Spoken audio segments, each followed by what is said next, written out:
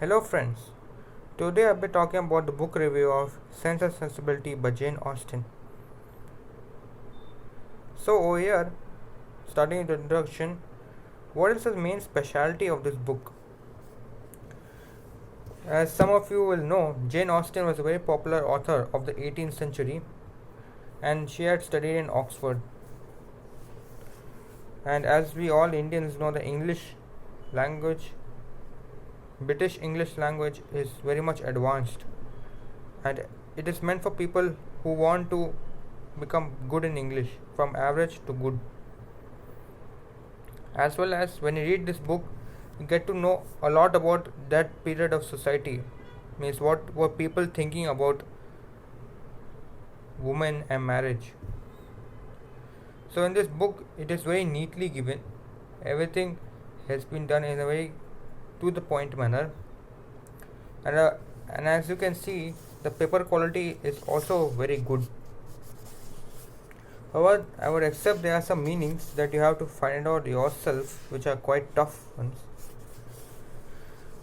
But when you find them out and read the context again, you will find a beauty in them. Jane Austen, Jane Austen's first novel was Pride and Prejudice, and this sensibility followed the various other artworks of Jane Austen. Now, where to get this book? You can get it in Sapna or Amazon, else in other leading bookstores.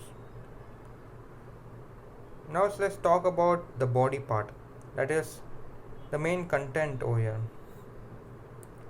So, this story starts off with Miss Dashwood, whose husband dies and has four children.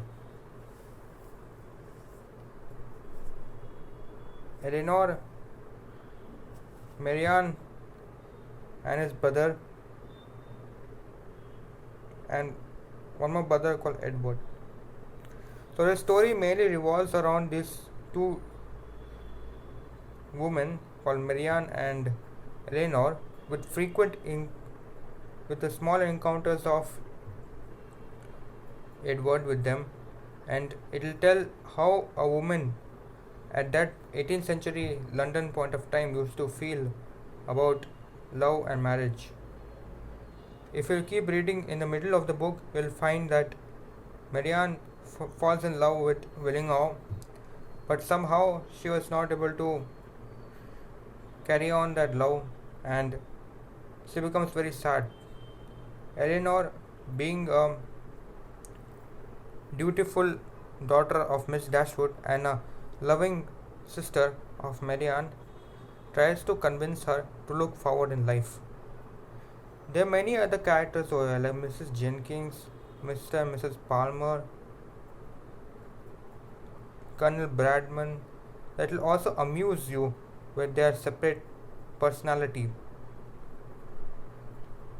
When they come or when they enter the conversation, a new understanding of the whole scenario comes over here.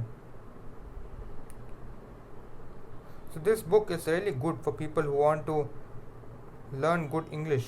However, one major disadvantage is this book is not for beginners. And what are my personal suggestions as conclusion? I would say, if you're trying to learn the language in a good sense, then please go ahead with this book. Else, you need to go to another book, learn more, and then you can come over here. You must be always be ready with a dictionary for this book. However, the content is very good. Thank you, and if you have any doubt, please write in the comment section.